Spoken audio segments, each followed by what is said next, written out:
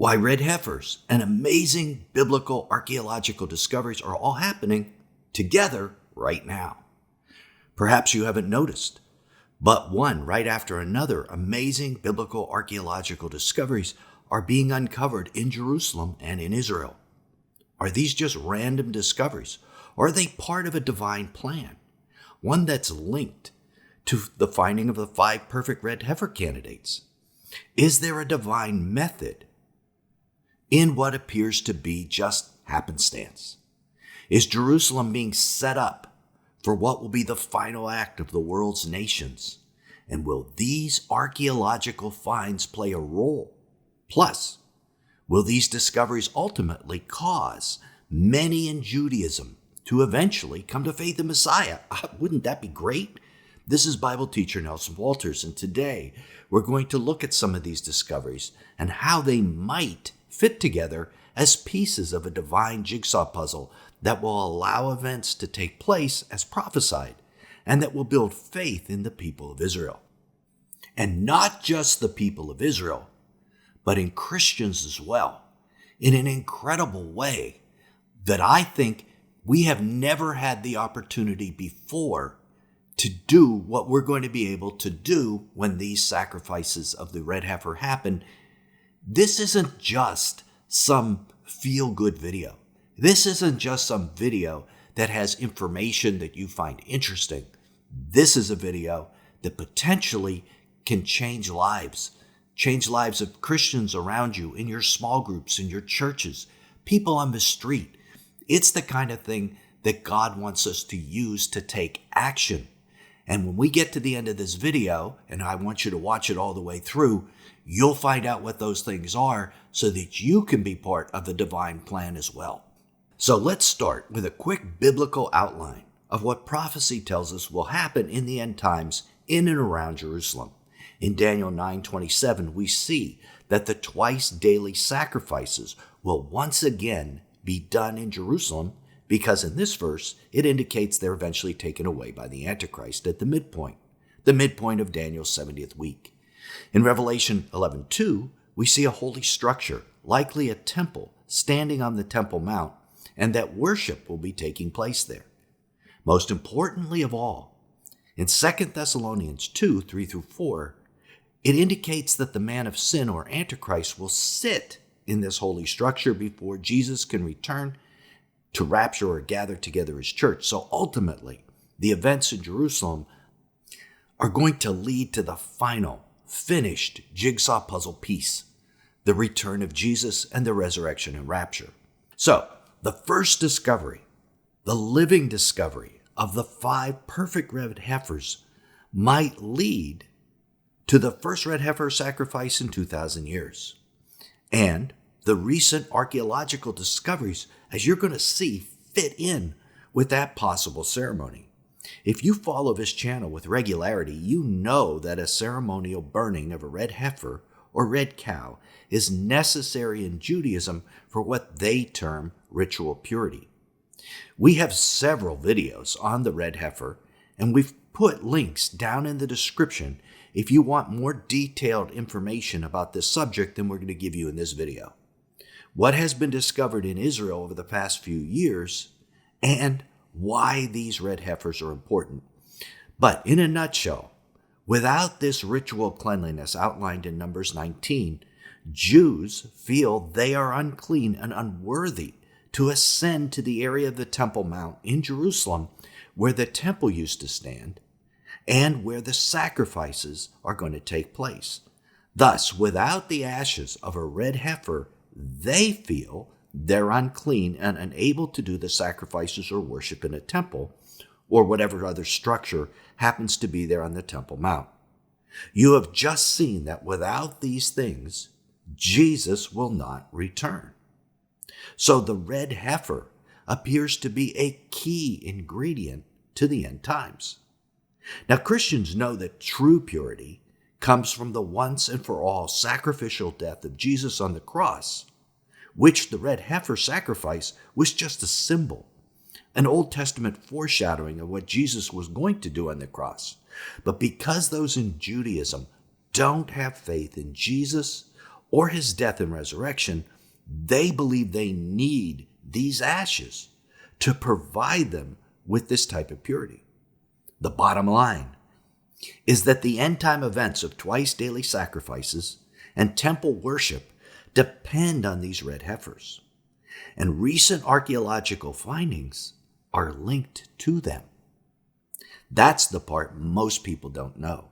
A red heifer alone now is not enough. According to Numbers 19, it must be sacrificed and burned with hyssop, scarlet, and wood. But where? The traditional site was on the Mount of Olives, which was outside the camp, as required by Scripture, and where the priest doing the sacrifice had a direct line of sight view of the temple.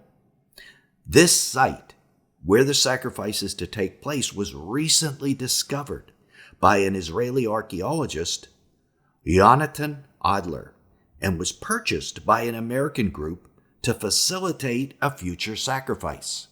Can you see archaeology discovering something leading to a future fulfillment? Now, look at this picture again. Although the Orthodox Jews own the site, can you imagine this ceremony taking place out in the open, in clear sight of a Temple Mount? And then the cow being burned. How soon would police be summoned? Just this week, October 1st, a man was arrested in Israel for attempting to sacrifice a sheep. Shout out to Jason Lawrence for letting us know that. True, it was on the Temple Mount, but ceremonies of this kind, even on your own property, are a pretty big deal, especially if it's in a public place. Now, we've not discussed this previously on this channel, and I don't think it's ever been discussed on YouTube before, but I think some kind of permit is going to be necessary in order to facilitate this ceremony and the burning by the Temple Mount priests, because that's another part of it in terms of getting a permit for that as well. So the red heifers are going to be the proper age as of the last half of this month. On this channel, we're patiently waiting for this to take place for reasons that you're going to understand even better by the end of this video, so keep watching. But this legal hurdle is one hiccup that could slow the ceremony down. In the past, Orthodox Jews have been permitted to perform the ritual ceremonies with a lamb within the old city, but this would be on the Mount of Olives. That intensifies it a little bit. To make it less likely to be a problem, ideas that we had were doing the ceremony at night, covering the animal with a tent during the ceremony, and closing off that section during those hours. All that would facilitate it. Now, news about the heifers has been quiet. Too quiet, in my opinion, which is a good sign. It means they're preparing the ceremony, and they want as little public outcry as possible. So from this point on, you need to have your eyes wide open, because this month is very likely if they get the permit, and of course, if the animal is still kosher. And the Dead Sea Scrolls mention the ashes of the red heifer. Did you know that? In 1947, the world received one of its greatest biblical archaeological gifts when a young Bedouin shepherd discovered the Dead Sea Scrolls. They were discovered in different caves, and I think they're up to 12 now, on the Dead Sea's shore. Thousands of pieces of parchment were painstakingly pieced together over many years and then translated. The parchment scrolls of the books of the Bible have proven the Bible hasn't been unchanged since the time of Jesus. It's no coincidence, then, that these scrolls were found within 1 year of the Reformation of Israel as a nation. Think about how uncanny that was, and proving that the Old Testament that we have in our hands was accurate. In addition to books of the Bible, the scrolls include several non-biblical writing. One of these is a treasure map known as the Copper Scroll. Unlike all other scrolls that were found, this one was inscribed on a sheet of copper.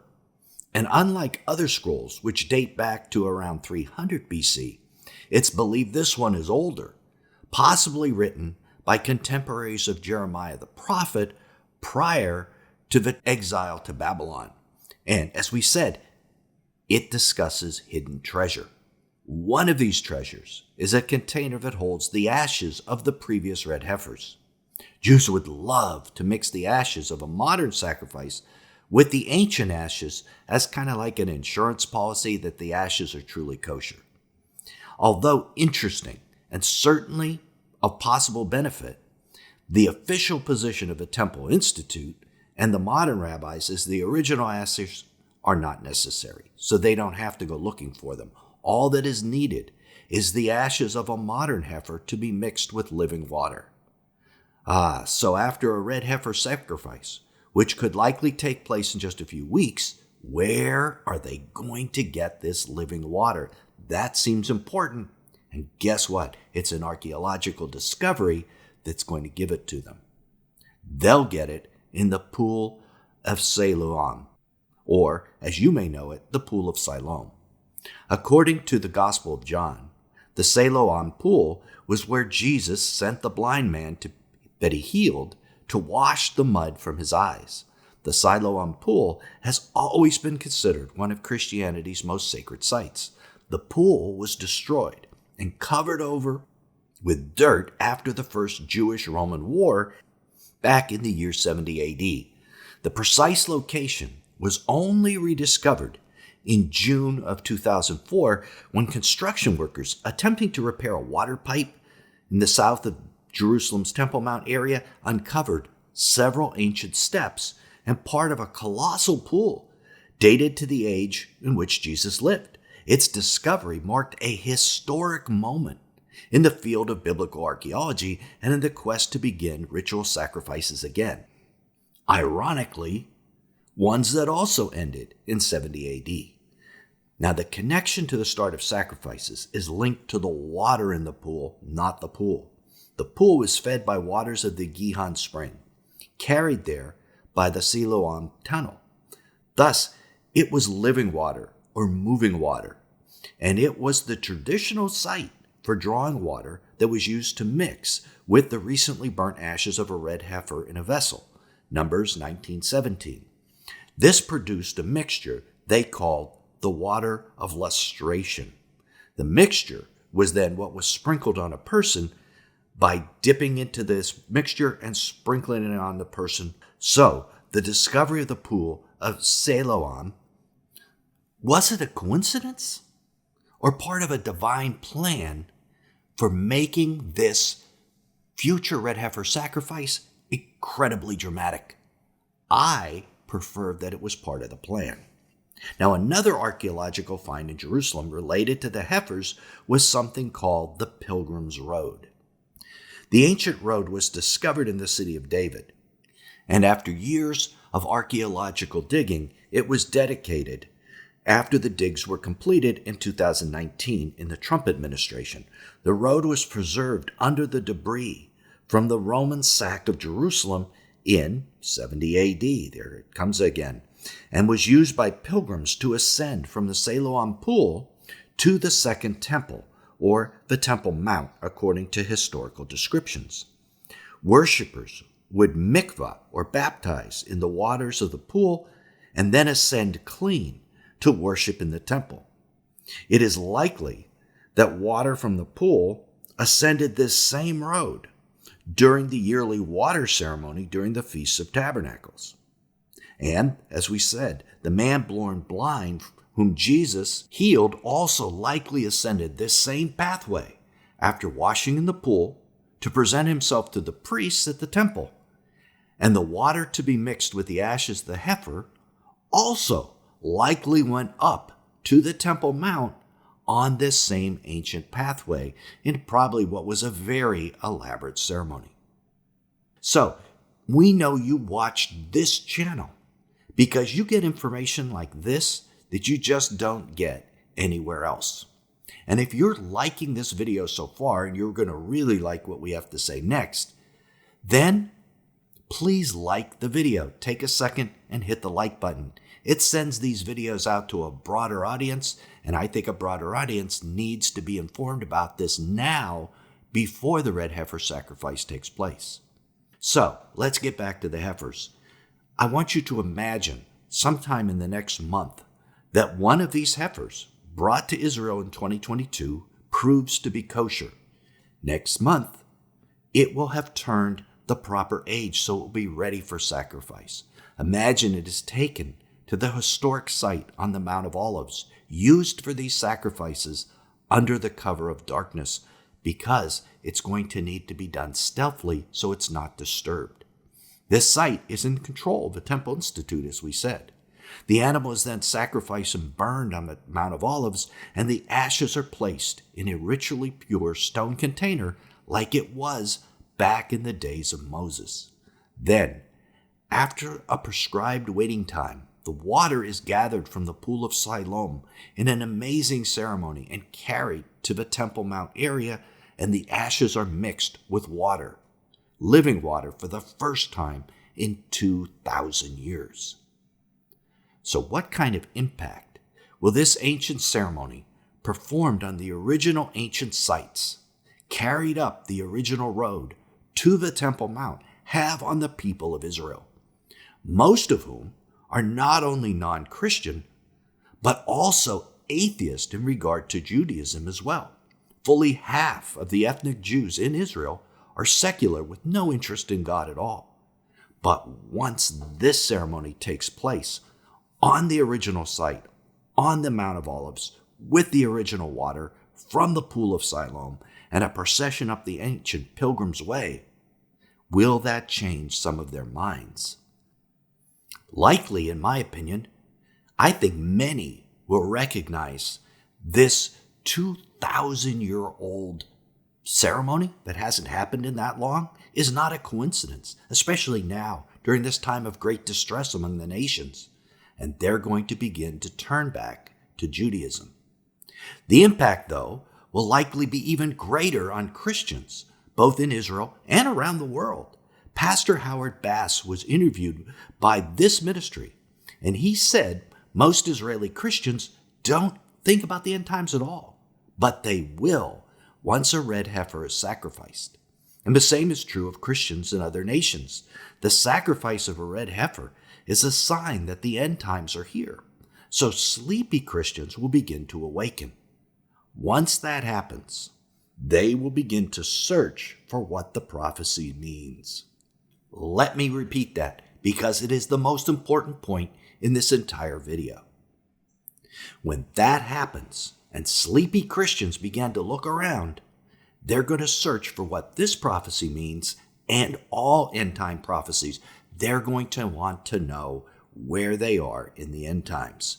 And this is a time for those of us who know the scriptures to guide them in the way of truth. Those who have insight will shine brightly, like the brightness of the expanse of heaven, and those who lead many to righteousness, like the stars forever and ever. Daniel 12, verse 3. And this ceremony will even impact politics. Once Israel has the ashes of the red heifer, which will permit the ritual purity necessary in their minds to ascend to the Temple Mount and begin the twice daily sacrifices, they're going to want to do them.